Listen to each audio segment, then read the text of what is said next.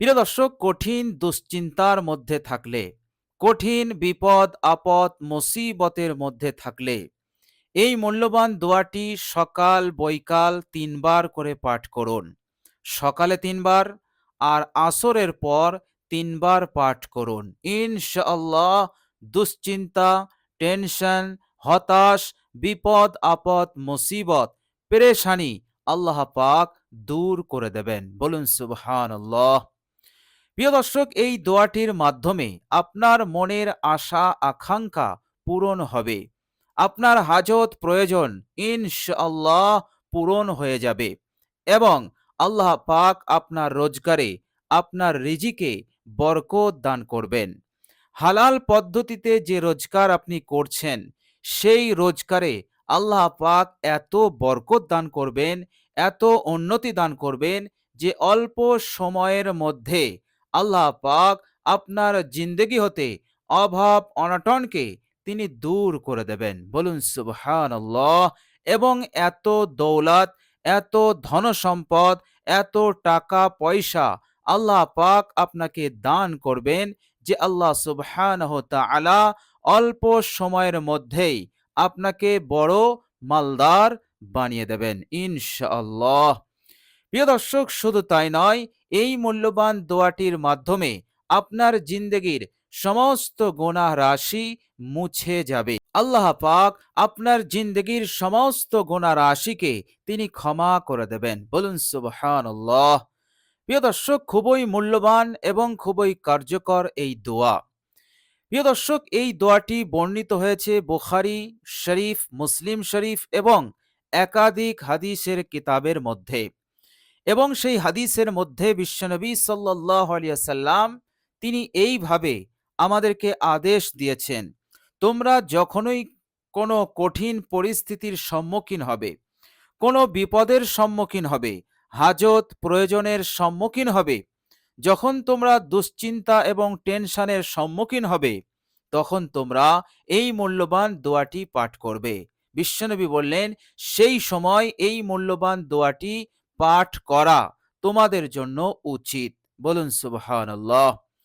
প্রিয় দর্শক, বিশ্বনবী সাল্লাল্লাহু আলাইহি ওয়াসাল্লাম এই কঠিন সময়ে আমাদেরকে এই দোয়াটি কেন পাঠ করার আদেশ দিলেন এবং কেন তিনি এইভাবে বললেন যে সেই মুসিবতগ্রস্ত ব্যক্তির জন্য উচিত যে এই মূল্যবান দোয়াটি তার পাঠ করা। প্রিয় দর্শক, বিশ্বনবী সাল্লাল্লাহু আলাইহি ওয়াসাল্লাম এই জন্য এই মূল্যবান দোয়াটি পাঠ করতে বললেন।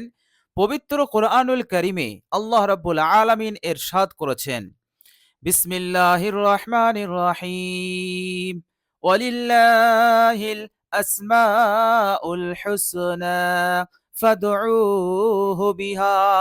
আল্লাহ পাক বলছেন যে আল্লাহ রাব্বুল আলামিনের জন্য সুন্দর সুন্দর নাম আছে। এরপর আল্লাহ পাক বলছেন ফাদউহু বিহা, আর তোমরা এই নামের মাধ্যমে আল্লাহ পাকের কাছে সাহায্য কামনা করো, আল্লাহ সুবহানাহু ওয়া তাআলার কাছে মদত কামনা করো, দোয়া করো, প্রার্থনা করো। এ কথা আল্লাহ সুবহানাহু ওয়া তাআলা পবিত্র কোরআনুল কারীমে জানিয়েছেন।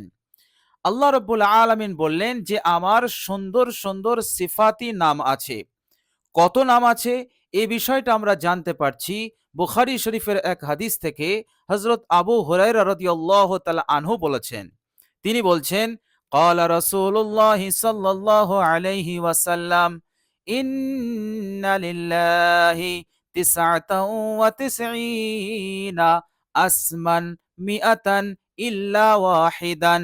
তিনি বলছেন, রাসূলুল্লাহ সাল্লাল্লাহু আলাইহি ওয়াসাল্লাম বলেছেন যে আল্লাহ সুবহানাহু ওয়া তাআলার জন্য এক কম ১০০ সিফাতি নাম আছে। মান আহসাহা, যে ব্যক্তি এই সিফাতি নামগুলো মুখস্থ করবে অথবা এর ওপর আমল করবে, দাখালাল জান্নাহ, সেই ব্যক্তি জান্নাতে প্রবেশ করবে। তো প্রিয় দর্শক, বুখারী শরীফের এই হাদিস থেকে আমরা জানতে পারছি রাসূলুল্লাহ সাল্লাল্লাহু আলাইহি সাল্লাম বললেন যে আল্লাহ পাকের ৯৯টি সিফাতি নাম আছে।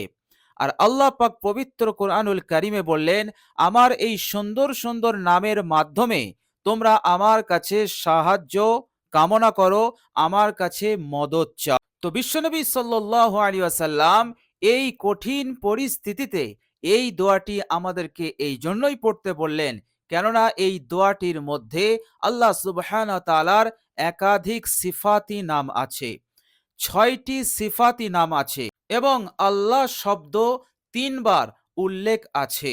আর আল্লাহ শব্দটি হচ্ছে আল্লাহ সুবহানাহু ওয়া তাআলার জাতি নাম। তিনার সত্তাগত নাম হচ্ছে আল্লাহ। আর বাকি যত নাম আছে সেগুলো হচ্ছে উনার গুণবাচক নাম। আর এই পবিত্র দোয়ার মধ্যে ৬টি গুণবাচক নাম আছে। তো বিশ্বনবী সাল্লাল্লাহু আলাইহি ওয়াসাল্লাম এই জন্য বললেন যে তোমরা বিপদের সম্মুখীন হয়ে, কঠিন পরিস্থিতির সম্মুখীন হয়ে অথবা কঠিন হাজত প্রয়োজন সামনে আসলে, অভাব অনটনের মধ্যে পড়লে তোমরা এই দোয়াটি বেশি বেশি পাঠ করো। এই দোয়ার মধ্যে আল্লাহ সুবহানাহু ওয়া তাআলার গুণবাচক নাম আছে এবং তিনার জাতি নাম আছে। সুতরাং আল্লাহ সুবহানাহু ওয়া তাআলা দ্রুত তোমাদেরকে সাহায্য করবেন, কেননা আল্লাহ পাক ওয়াদা করেছেন আমার সুন্দর সুন্দর নামের মাধ্যমে তোমরা আমার কাছে সাহায্য চাও, আমার কাছে প্রার্থনা করো, আমার কাছে দোয়া করো, অবশ্যই আমি তোমাদের সাহায্য করব, তোমাদের দোয়াকে আমি কবুল করে নেব। বলুন সুবহানাল্লাহ। তো আল্লাহ সুবহানাহু ওয়া তাআলার এখানে ওয়াদা আছে। তো বিশ্বনবী সাল্লাল্লাহু আলাইহি সাল্লাম এই জন্য তাকিদ দিয়ে, জোর দিয়ে বললেন যে সেই ব্যক্তির উচিত, সেই বিপন্ন বিপদগ্রস্ত ব্যক্তির উচিত, সেই হাজতমন্দ ব্যক্তির উচিত এই মূল্যবান দোয়াটি পাঠ করা। বলুন সুবহানাল্লাহ। তো প্রিয় দর্শক, দোয়াটি খুবই মূল্যবান, খুবই কার্যকর এই দোয়া। আমরা যদি সকালে ৩ বার আর আসরের পর ৩ বার পাঠ করতে পারি, ইনশাআল্লাহ অল্প সময়ের মধ্যেই সব ধরনের বিপদ মুসিবত আল্লাহ পাক দূর করে দেবেন। আপনার মনের আশা আকাঙ্ক্ষা আল্লাহ পাক পূরণ করে দেবেন। বলুন সুবহানাল্লাহ। প্রিয় দর্শক, মূল্যবান দোয়াটি যখন আমরা পাঠ করব, তখন আমরা সর্বপ্রথম দিলটাকে নরম করে আল্লাহ সুবহানাহু ওয়া তাআলার দিকে মনোযোগী হয়ে আমরা এই মূল্যবান দোয়াটি পাঠ করব। এবং আমরা যখন পাঠ করব, পাঠ করার সময় আমাদের দিলের ইয়াকিন এবং বিশ্বাসটা যেন সঠিক থাকে। এর মতলব হচ্ছে যে আমি যে উদ্দেশ্যে, যে নিয়তে আমি এই দোয়াটি পাঠ করছি, ইনশাআল্লাহ অবশ্যই আমার সেই উদ্দেশ্য, সেই নিয়তকে আল্লাহ পাক পূরণ করে দেবেন। অবশ্যই আল্লাহ পাক আমার হাজত প্রয়োজনকে পূরণ করে দেবেন এবং আমি যে মুসিবতে আছি, যে পেরেশানিতে আছি, সেই পেরেশানি, সেই মুসিবত হতে অবশ্যই আল্লাহ পাক আমাকে নাজাত দেবেন।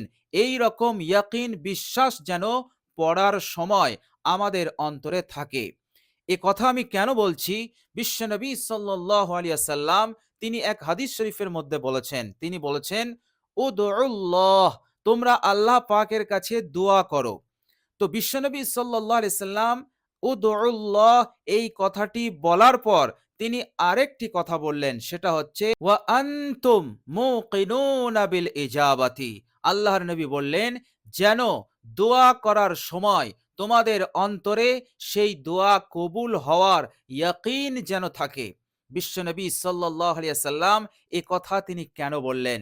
এই জন্য বললেন যে শুধু দোয়া করলে হবে না, তোমাদের অন্তরে সেই দোয়া কবুল হওয়ার বিশ্বাস, ইয়াকিন যেন তোমাদের অন্তরে থাকে।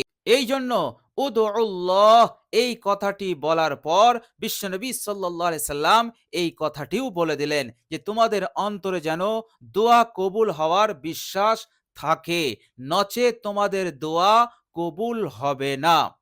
প্রিয় দর্শক, বিশ্বনবী সাল্লাল্লাহু আলাইহি সাল্লাম দোয়া করার সময় আরেকটি বিষয়ে আমাদেরকে সতর্ক করেছেন, আর সেটা হচ্ছে বিশ্বনবী সাল্লাল্লাহু আলাইহি সাল্লাম ঠিক এইভাবে সতর্ক করছেন। তিনি বলছেন, ওয়া'লামু, তোমরা ভালো করে জেনে নাও, তোমরা সতর্ক হয়ে যেও। তোমরা যখন দোয়া করবে, তো দোয়া করার সময় তোমাদের অন্তর, তোমাদের দিল, তোমাদের মনোযোগ যেন অন্যদিকে না থাকে। তোমাদের মনোযোগ যেন আল্লাহ সুবহানাহু ওয়া তাআলার দিকে থাকে। কেননা দিল গাফিল, মনোযোগ অন্যদিকে, এমন গাফিল দিলওয়ালার দোয়া আল্লাহ পাক কবুল করেন না। তিনি বললেন, আন্নাল্লাহা লা ইয়াস্তাজিবু দুআআম মিন কলবিন গাফিলিন, অর্থাৎ যাদের অন্তর, যাদের কলব একেবারেই গাফিল, অন্তরে বিশ্বাস নেই কবুল হবে কি হবে না, এই রকম দনমনো সন্দেহ নিয়ে কোনো ব্যক্তি যদি দোয়া করে তো তার দিল হচ্ছে গাফিল।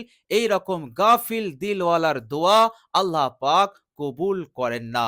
আল্লাহর নবী সাল্লাল্লাহু আলাইহি সাল্লাম আরেকটি কথা বললেন, লাহিন, অর্থাৎ দোয়া করার সময় তোমার শরীরের অঙ্গ প্রত্যঙ্গ দ্বারা কোনো খেলা বা অন্য কোনো কাজ তোমরা করতে যাবে না, অন্যদিকে মনোযোগ তোমরা নিয়ে যাবে না।